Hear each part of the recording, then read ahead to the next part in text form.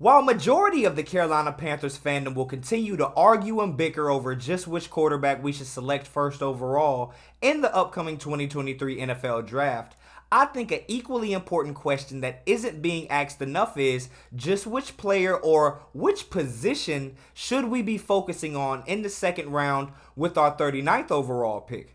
Should we go after an offensive player to help out our young QB? Or should we strengthen the strength and go after yet another young dynamic defender to go with our young defensive core? Well, in this video, I'm going to go over my top 3 potential positions that I think the Carolina Panthers could select at this position, and we're going to get into that right after this. From the foe, you dig? Welcome to The Way I See It with Jamario Rashad. This is a Carolina Panthers fan channel. Please do me a favor by hitting the like button and please make sure you subscribe as I am on my road to 2K. Trying to get my channel jumping before these games start, man. And with that, now that that's out of the way, let's go ahead and get to these 3 positions. Now, the first that I want to start with is the wide receiver position.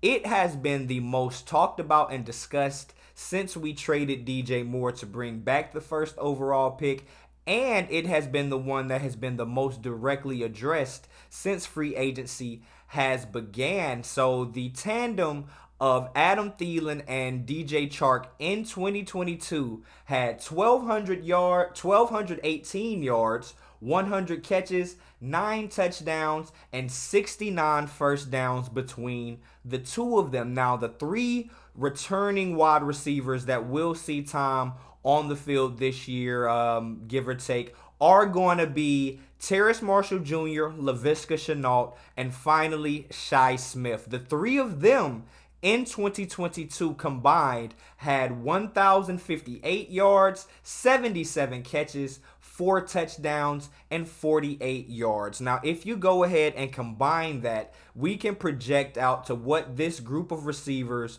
would be able to give us in the upcoming 2023 season. Now, what would that be in total with the addition of Adam Thielen and the 3 returning wide receivers? That would be 2,276 yards, 177 catches, 13 touchdowns, and 117 first downs. Now, what we're going to do next is we are going to compare that potential output to what we had in the 4 teams that reached the 2 championship games, be it the AFC championship game or the NFC championship game. How would our current receiving core stack up against those 4 teams? Now, first we have the Kansas City Chiefs that would have had over 2,600 yards, nearly 200 catches, 13 touchdowns, and 126 first downs. Now, I'm not going to go through all of these stats as you can see them on your screen, but I would say that you can see that the key differences would be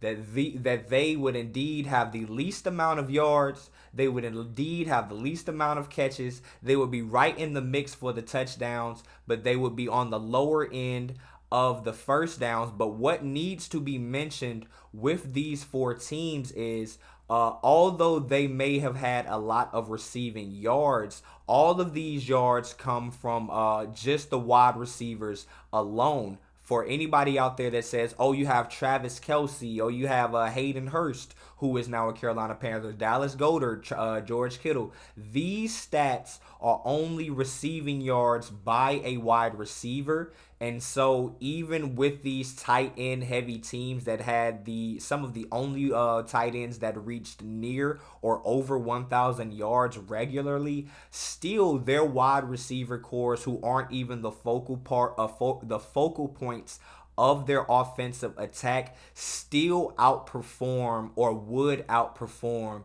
the Carolina Panthers' current receiving core in terms of output. Now, you do have to take missed games and injury and all that into account, but as of right now, as it stands, from what the records say and what the stats say, this would just simply not be good enough. So at that 39th spot, should the Carolina Panthers potentially draft yet another young wide receiver that will grow in tandem with whichever quarterback we choose at first overall?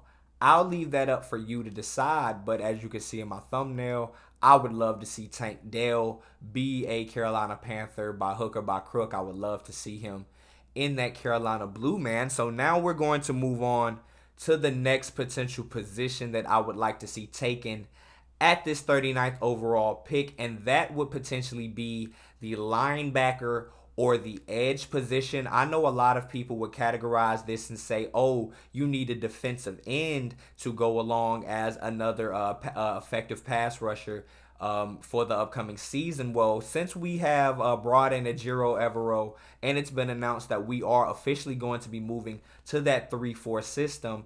If you know about that defense, you would know that the most effective pass rushers within that system are categorized as the outside linebackers that just so happen to line up on the line of scrimmage. Those are the guys that actually produce the highest amount or the highest pass rush rate in that system. So rather than focusing on a traditional defensive end that plays with his hand in the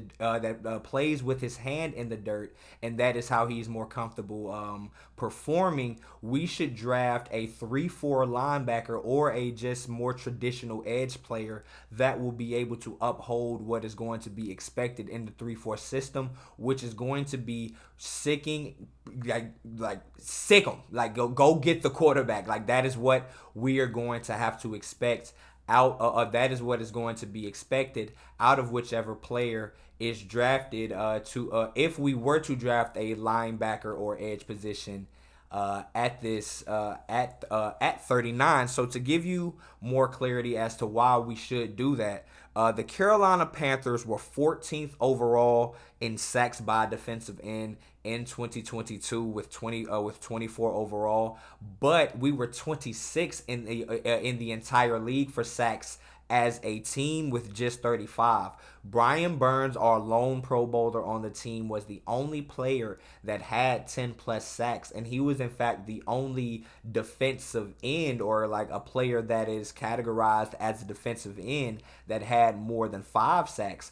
As you can see right here, my friend who was going to be unemployed very, very soon, Yetur Gross-Matos, was not able to live up to his 38th overall selection just 3 short years ago. He has not been able to build up any pass rush prowess or ability whatsoever. So he is a big reason why we were 26 overall in the league for sacks as a team. Now, to give you more context, just as I showed you those 4 teams on my last slide in terms of being how they performed for wide receiver receiving yards overall throughout the season, 3 of those 4 teams were top 4 in the entire NFL for sacks by the defensive end position, which just leads me to believe and just shows as clear evidence and clear correlation to an effective pass rush,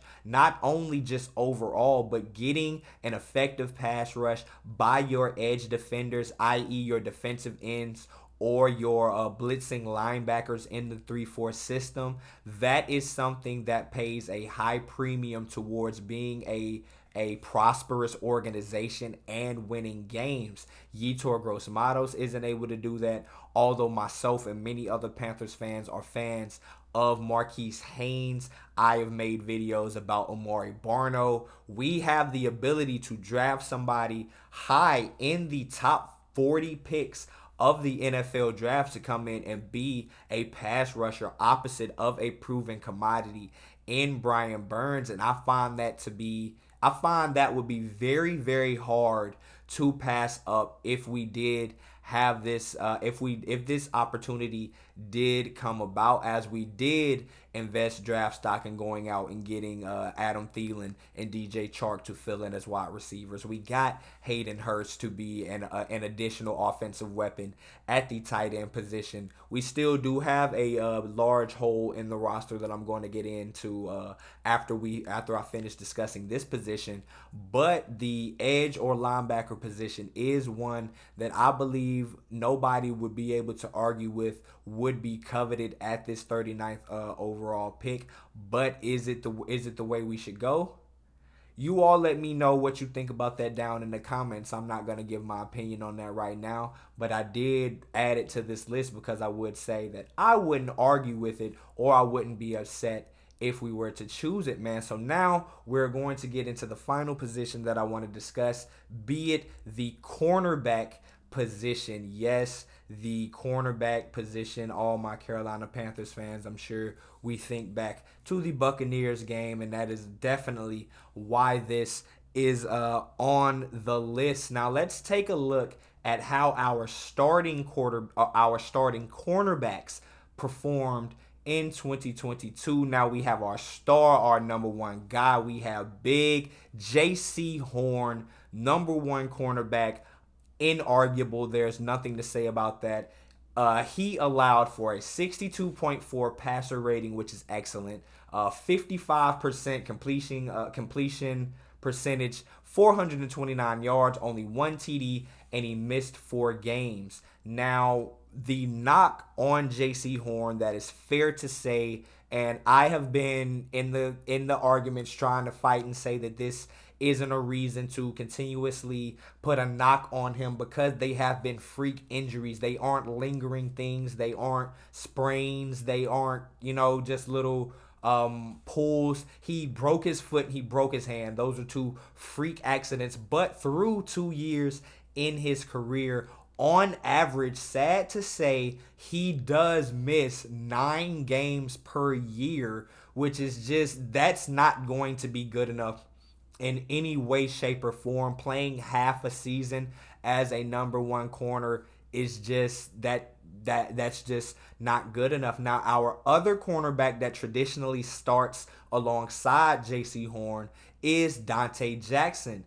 Dante Jackson in 2022 allowed for a 90.5 passer rating, a 75.5% completion percentage, 340 yards, 2 touchdowns, and he missed 8 games. So he only played in 9 games, and he still allowed for just under what J.C. Horn allowed through 13 games, and his snap count is significantly lower. If you look at his attempts in comparison or his opportunities in comparison to J.C. Horn, you would just see that there was an obvious drop-off from the level of play from our number one guy in J.C. Horn down to that of Dante Jackson, playing only 442 snaps to nearly what is double in J.C. Horn at 812, but only allowing what is that, like 80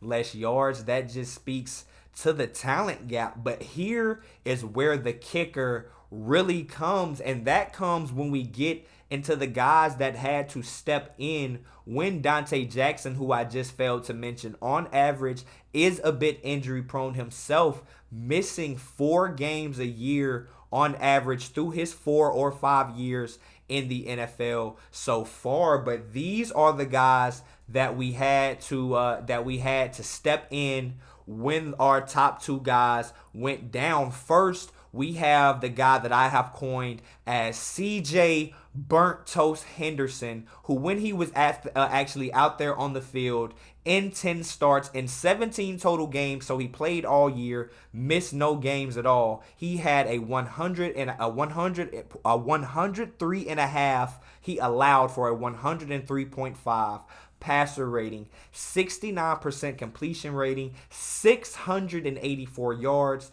and 5 touchdowns. That is all with a snap count of 765, but he was only out there for 66% of the snaps when he was on the field. Now we get into the absolute albatross, the atrocity, the guy that needs to be nothing more than a practice squad all-star in Keith Taylor Jr., who absolutely got cooked by Mike Evans right alongside CJ Henderson, and it is a big reason why we no longer have a few people employed with this team. But Keith Taylor Jr. in 2022 allowed for a 129 passer rating, 68.6 completion percentage, 226 yards, 2 touchdowns, and 0 missed games, and he started in 2 games. That is absolutely ass. If you do not know, a perfect passer rating is 158.8.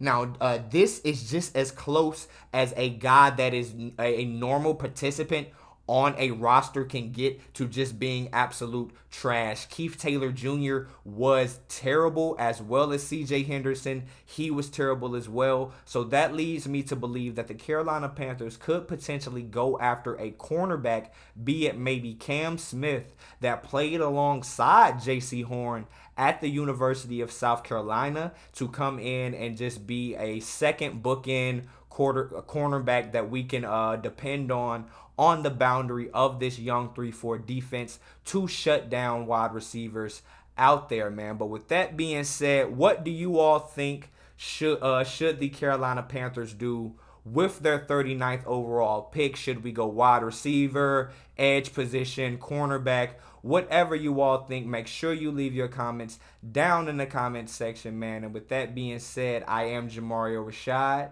This is the way I see it, and I'm out. Peace.